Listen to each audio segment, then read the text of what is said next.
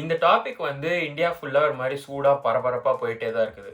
ஒரு தரப்பினர் வந்து ஒண்ணு சொல்றாங்க. இன்னொரு தரப்பினர் ஒண்ணு சொல்றாங்க. முடிஞ்ச அளவுக்கு இந்த டாபிக்ல வந்து ஒரு லாஜிக்கல் டிஸ்கஷன வந்து இந்த வீடியோ மூலியமா நம்ம பண்ண முடியுமான்னு ட்ரை பண்ணலாம். சில விஷயங்கள்லாம் யோசிச்சா கொஞ்சம் டென்ஷன் தான் ஆவுது. பட் முடிஞ்ச அளவுக்கு எல்லாரோட ஒப்பீனியனையும் வந்து ரெஸ்பெக்ட் பண்ற மாதிரி ஒரு ஒரு லாஜிக்கல் டிஸ்கஷன் ஒண்ணு நடத்தி பார்ப்போம்.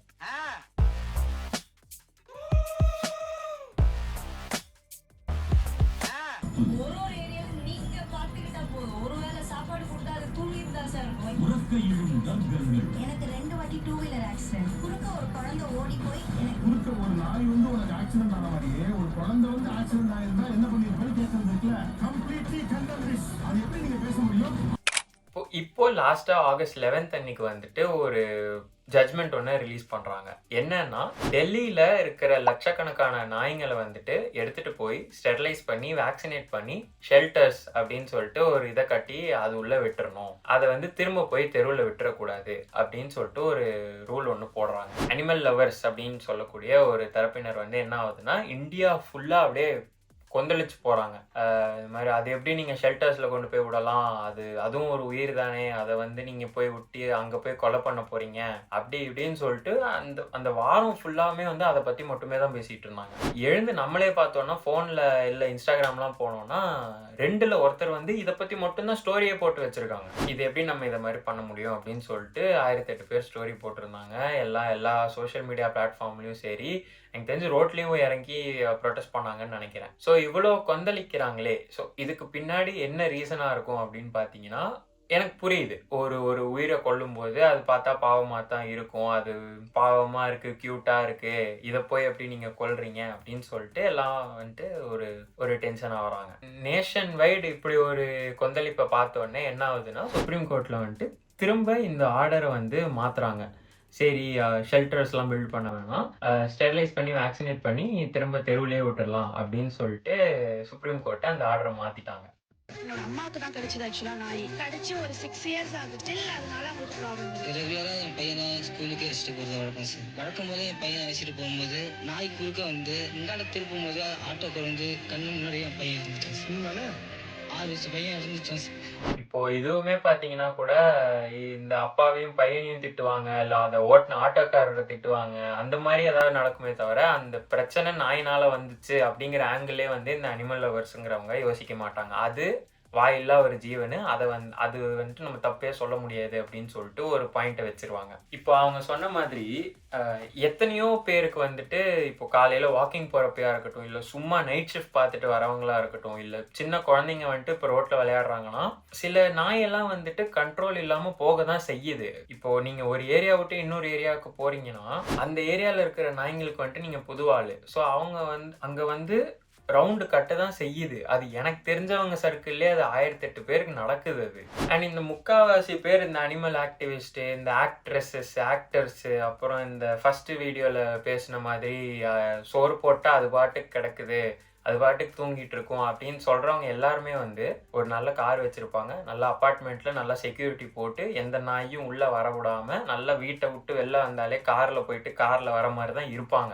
ஒரு ஒரு 4 பிஸ்கெட்டை இல்ல பழைய சோறை வந்துட்டு நாய்க்கு போட்டுட்டு நம்ம வந்து ரொம்ப அப்படியே புனிதர்கள், நம்ம ரொம்ப நல்லவங்க, புண்ணியம் சேர்த்துட்டோம் அப்படின்னு சொல்லிட்டு ஒரு செல்ஃப் சாட்டிஸ்ஃபேக்ஷனுக்காகவே இதெல்லாம் பண்றாங்களும் தோணும். ஆனா அவங்களுக்கு ஒரு ஒரு எக்ஸ்போசரே இருக்காது. இந்த நாயோட அவங்களுக்கு பழகிருக்கவே மாட்டாங்க. சும்மா 4 பிஸ்கெட் போட்டு 4 நிமிஷம் கொஞ்சிட்டு போறதுக்கு வந்துட்டு இவ்வளோ டைலாகு. ஸோ சரி, இப்போ இதனால என்ன பிரச்சனை அப்படின்னு நாய் ரவுண்டு கட்டுச்சுன்னா சும்மா ஏதாவது காலால தட்டலாம், இல்லை குச்சியை வச்சு இது பண்ணலாம், இல்லை கல்லை தூக்கி போடுற மாதிரி பயமுறுத்தினாலே அதெல்லாம் போயிடும் அப்படின்னு சொல்ற கும்பலும் வருவாங்க. ஆனா அப்படி விட முடியாது. ஏன்னா ரேபீஸ் அப்படிங்கிறது எல்லா நாய்க்கும் எல்லாம் இருக்காது. ஆனா அதுக்கு இருந்து அது வந்து கடிச்சிருச்சு அப்படின்னா, ரேபீஸ் அப்படிங்கிற ஒரு வைரஸ் உங்களுக்குள்ள அது வந்துருச்சுன்னா உங்களை காப்பாற்றவே முடியாது. 100% ஃபேட்டல், அதாவது உயிரை எடுக்கக்கூடிய வைரஸ் அது. அதுக்கு இன்னி வரைக்கும் மருந்து கிடையாது, எதுவுமே பண்ண முடியாது உங்களால. ஓகே, எஸ், கடிச்ச உடனே வந்துட்டு அந்த வூண்டை டக்குன்னு வாஷ் பண்ணி முடிச்சிட்டாலோ, இல்லைன்னா வந்து இன்னொரு ஒரு விஷயம் இருக்கு, போஸ்ட் எக்ஸ்போஷர் ப்ரொஃபைலாக்சிஸ் அப்படின்னு சொல்லுவாங்க. கடிச்ச உடனே வந்து ஸ்ட்ராங்கான ஆன்டிவைரல் ட்ரக்ஸை போட்டு மானிட்டரிங்ல வச்சு அப்படி வச்சு பார்த்தா கூடவே வந்துட்டு ரேபீஸ் பரவிடுச்சுன்னா பரவிடுச்சு. அது அந்த வைரஸ் உங்க நர்வஸ் சிஸ்டம் தாக்கிடுச்சுன்னா உங்களால ரிட்டர்னே வர முடியாது. டெத் மட்டும்தான் ஒரே ஆப்ஷனு. அப்படி இருக்கும்போது எப்படி இது ஒரு சாதாரணமா நம்ம பரவாயில்ல, அதுவும் ஒரு உயிர் தானே, அதை எப்படி நம்ம கொலை பண்ண முடியும், அதை எப்படி நம்ம இது பண்ண முடியும், ஷெல்டர்ல எல்லாம் எப்படி தூக்கி போட முடியும் அப்படின்னு யோசிக்கிறது அது எப்படி சாத்தியமாகும்னே எனக்கு புரியல. யார் இப்படி பேசுவாங்கன்னா அந்த நாயோட எக்ஸ்போஜர் இல்லாதவங்க தான் பேசுவாங்க. டெய்லி குழந்தைய நடத்தி கூட்டிட்டு போறவங்களோ இல்லைன்னா டெய்லி காலையில ஏர்லி மார்னிங் வாக்கிங் போறவங்க, லேட் நைட் ஷிஃப்ட் பாக்குறவங்களுக்குலாம் தான் அந்த நாய் துரத்துனா எப்படி இருக்கும் அப்படிங்கிற ஃபீல் வேற யாருக்கும் தெரியாது. அப்படி தெரிஞ்சா ஓகே, இதுக்கு ஏதாச்சும் பண்ணணும். ஓகே, எடுத்த உடனே கொலை பண்ணணும்லாம் யாரும் இந்த நாய் எல்லாத்தையும் கொலை பண்ணுங்கலாம் யாரும் யோசிக்க மாட்டாங்க. ஆனா அட்லீஸ்ட் ஏதாச்சும் மெஷர் பண்ணணும்னாவது யோசிப்பாங்கல்ல. இப்போ ரேபிஸ் மட்டும்தான் பிரச்சனையா? இல்ல, அது எத்தனை பேரை கடிச்சு கொதறுது.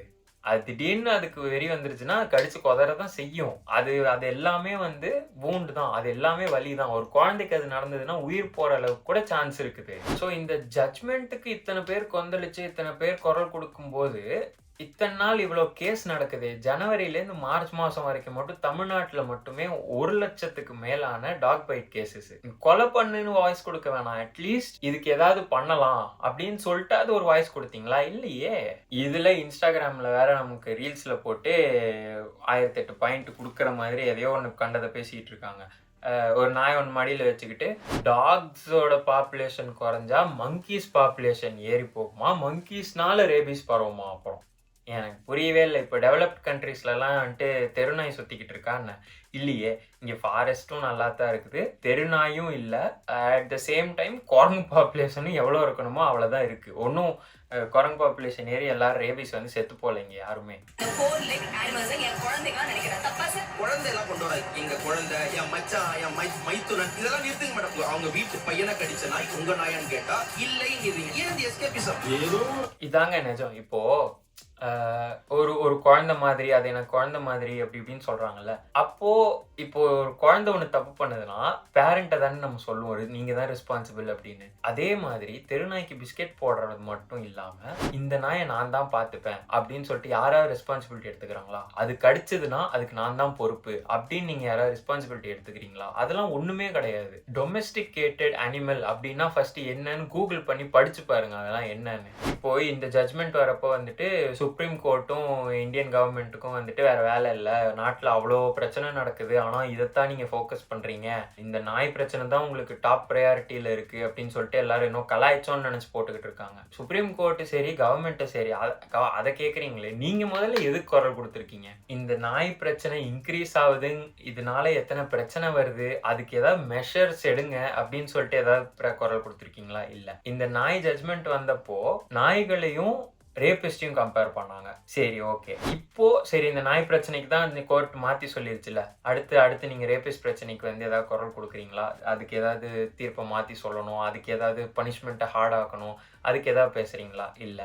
இன்ஃப்ராஸ்ட்ரக்சர் பிரச்சனைக்கு ஏதாவது பேசுறீங்களா? இல்லை. டாக்டர்ஸ் அண்டர் பெய்டா இருக்காங்க ஏதாவது பேசுறீங்களா? இல்லை. ரிசர்ச் அண்ட் டெவலப்மெண்ட்டுக்கு ஃபண்டிங்கே கிடையாது பேசுறீங்களா? இல்லை. கவர்மெண்ட்டையும் சுப்ரீம் கோர்ட்டையும் தப்பா ப்ரையாரிட்டி வச்சிருக்காங்கன்னு திட்டுற நீங்களுமே அதே தான் பண்றீங்க.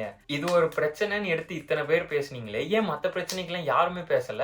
சரி, அப்போ இப்போ இந்த தெருநாய் பிரச்சனைக்கு ஷெல்டருக்கு எடுத்துட்டு போய் கொலை பண்றது தான் ஒரே ஆப்ஷனா அப்படின்னு கேட்டீங்கன்னா கிடையாது. அப்படியே விட முடியாது. ஃபர்ஸ்ட் டேட்டா வேணும். எங்க எத்தனை தெருவுல எத்தனை நாய் இருக்கு, யாராச்சும் ஏதாச்சும் அதை ஃபாலோ அப் பண்றாங்களா? யாராச்சும் ஒன்று அடாப்ட் பண்ணிக்கோங்க. தெருவிலே இருந்தாலுமே கூட, டெக்னிக்கலி தெருவில் இருக்கக்கூடாது, இருந்தாலுமே கூட யாராச்சும் வாங்க. இப்போ இத்தனை பேர் பேசுனாங்களே, யாராச்சும் ரெஸ்பான்சிபிலிட்டி எடுத்துக்கோங்க. அதுக்குன்னு ஒன்று வைங்க. இப்போ வெளிநாட்டுலலாம் அதுக்குன்னு ஒரு இன்சூரன்ஸ், அதுக்குன்னு ஒரு கார்டு, அதுக்குன்னு பாஸ்போர்ட்ல வரைக்கும்லாம் இருக்கு. வாங்க, ஏதாச்சும் ரெகுலேஷன்ஸ் பண்ண சொல்லுங்க. அதுக்கு ஏதாவது போராடுங்க. கவர்மெண்ட் கிட்ட சொல்லி ஏதாச்சும் ரெகுலேஷன்ஸ் பண்ண சொல்லி ஒன்னொன்னுக்கா பொறுப்பு எடுத்து ஏதாவது பண்ணுங்க.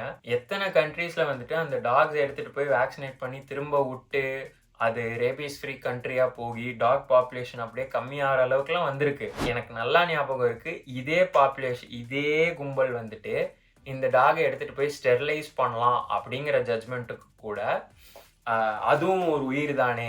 இப்போ மனுஷனை ரேண்டமா தூக்கிட்டு போய் அவனை வந்துட்டு ஸ்டெரிலைஸ் பண்ணி அமுச்சு விட்டா உங்களுக்கு எப்படி இருக்கும், அப்போ அந்த நாய்க்கு எப்படி இருக்கும் அப்படின்னு சொல்ற கும்பலையும் நான் பார்த்துருக்கேன். ஸோ சொசைட்டியா எத்திக்கலா யோசிக்கணும், எல்லாம் புரியுதுதான். ஆனா அட் த சேம் டைம் இஷ்டத்துக்கு இந்த மாதிரி டாக் பாப்புலேஷனை வந்து வளர்த்து விட்டோம்னா நம்ம சுத்தி இருக்கிற எல்லா சொசைட்டியுமே தான் அதை அஃபெக்ட் பண்ண போகுது. ஸோ நம்மளை அஃபெக்ட் பண்ணல அப்படிங்கிற ஒரே காரணத்துக்காக சைலண்டாகவும் இருக்க முடியாது. ஏன்னா தெரிஞ்ச கும்பல்லையும் சரி தெரியாத கும்பல்லையும் சரி யாருக்கோ இதனால பிரச்சனை வரதான் போகுது. ஸோ ஒரு லார்ஜ் குரூப் ஆஃப் பாப்புலேஷனுக்கு பிரச்சனை வரப்போ அதுக்கு என்ன மெஷர் எடுக்கலாம் அப்படின்னு சொல்லிட்டு உட்காந்து யோசிக்க தான் யோசிக்கணும். முடிஞ்ச அளவுக்கு எத்திக்கலா மாரலி கரெக்டா அப்படி இப்படின்னு யோசிச்சு தான் நம்மளால பண்ண முடியும்.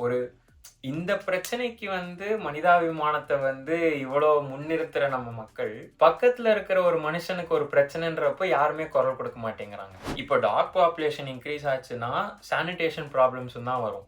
அதுலேருந்து எனக்கு இன்னொரு பாயிண்ட் தான் ஞாபகம் வருது. இப்போ சானிடேஷன் ஒர்க்கர்ஸ் வந்துட்டு அவ்வளோ போராட்டம் பண்ணாங்க. எங்களுக்கு பே ஒழுங்கா இல்லை, எங்களுக்கு நிரந்தரமான ஜாப் வேணும், ப்ரைவேட்டைஸ் பண்ணாதீங்க அப்படின்னு. எத்தனை பேருக்கு இந்த பிரச்சனை ஒன்று நடந்துச்சுன்னு கூட தெரியும். எத்தனை பேர் இதுக்கு குரல் கொடுத்தாங்க. எத்தனை ஜாதி ரிலேட்டட் அட்ராசிட்டிஸ் நடந்துகிட்டு இருக்கு, அதுக்கு எத்தனை பேர் குரல் கொடுக்குறீங்க?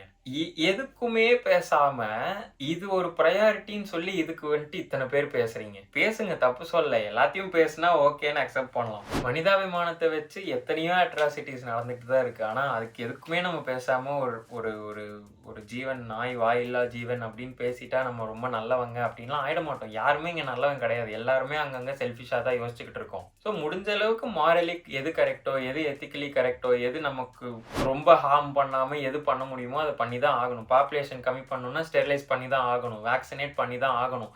யாராச்சும் ஒருத்தர் பொறுப்பெடுத்து அதுக்குன்னு ஒரு ரெகுலேஷன் வச்சு பண்ணி தான் ஆகணும். இப்போ சுப்ரீம் கோர்ட்டே எடுத்துட்டு போய் ஸ்டெரிலைஸ் பண்ணுங்கன்னு வெறும் டெல்லியில மட்டும்தான் சொல்லியிருக்காங்கன்னு நினைக்கிறேன். அதுக்கே வந்துட்டு இந்தியா ஃபுல்லா குதிச்சுது. இப்போ இந்த மாதிரி எல்லா ஊர்லயும் பண்ணணும்ல. எனக்கு புரியவே இல்லை. டெல்லியில ஒன்று நடக்குதுக்கு இவ்வளோ பேசுனீங்க, டெல்லியிலேயே அது ஃபர்ஸ்ட் இப்போ நடக்குதா, செயல்படுதா, லோக்கல் பாடிஸ் வந்து அது ஆக்ஷன் எடுக்கிறாங்களா அப்படின்னு எத்தனை பேர் ஃபாலோ பண்ணுவாங்கன்னு தெரியாது. அட் த சேம் டைம் இதே ப்ராப்ளம் இந்தியா ஃபுல்லா வேற லெவல்ல பரவி கிடக்கு. எல்லா சிட்டி, எல்லா டிஸ்ட்ரிக்ட், எல்லா கிராமத்துல கூட இந்த நாய் பாப்புலேஷன் ஜாஸ்தியாகி பிரச்சனை வந்துட்டு ஜாஸ்தி ஆகிட்டு தான் இருக்கு. ஆனா அது ஒரு இடத்துக்கும் அது ரீச் ஆகணும், அவேர்னஸ் போகணும், எஜுகேஷன் போகணும் அப்படின்னு சொல்லிட்டு மெஷர்ஸ் எடுக்க வேண்டியது நம்மளோட பொறுப்பு தான். ஆனா நம்ம ஏன் தெரியல தப்பான டைரக்ஷனையே தான் வந்து நம்ம டைவர்ட் ஆகி ஃபோக்கஸ் ஆகிட்டு இருக்கோம். அது நம்ம பிரச்சனையா, இல்லை நம்ம கவர்மெண்ட் பண்ற பிரச்சனையா, இல்லை நம்ம சொசைட்டி பிரச்சனையா, ஒண்ணுமே புரியல. அது இப்போ ரீசெண்டா சரி இதை பத்தி நம்ம ஏற்கனவே ஒரு வீடியோ போட்டுட்டோம், சரி பேச வேணாம் அப்படின்னு தான் நாங்க நினைச்சோம் ஃபர்ஸ்ட். சரி ஓகே, வேற எந்த டாபிக்கும் எங்களுக்கு பேச கிடைக்கல. சரி இது மண்டைக்குள்ள வந்து ஓடிக்கிட்டே இருந்தது ரொம்ப நாளா. அப்புறம் சரி நீயா நானாலையும் வந்துட்டு இதையே பத்தி பேசினாங்க. சரி எடுத்துட்டு போய் நாயை போட்டு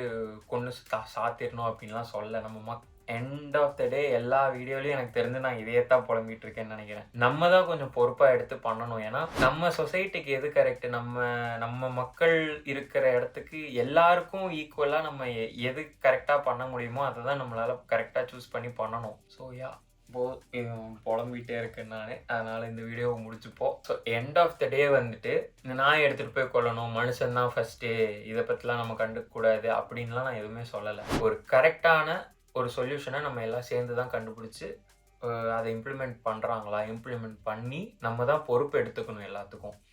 சும்மா நமக்கும் அதுக்கும் நமக்கு எஃபெக்ட் ஆகலை அப்படிங்கிறதுனால அது ஒன்றும் இல்லைன்னு ஆகிடாது. எஃபெக்ட் ஆகலைனாலும் யாரோ ஒருத்தங்கனால எஃபெக்ட் ஆகுறாங்கன்னா நம்ம கரெக்டான சொல்யூஷனை நம்ம எல்லாரும் தான் சேர்ந்து எடுக்கணும். அது மட்டும்தான் இந்த வீடியோட நோக்கமாக இருந்தது. ஸோ உங்களுக்கும் நிறைய கருத்துக்கள் இருக்கும்னு எனக்கு தெரியும். ஸோ அதை கமெண்ட்ல சொல்லுங்க. ஸோ வீடியோ ஃபுல்லாக பார்த்தவங்களுக்கு என் மெசேஜ் கரெக்டாக புரிஞ்சிருக்கும்னு நினைக்கிறேன். அப்படி இல்லைன்னா கமெண்ட்ல கடி வாங்க வேண்டியதுதான்.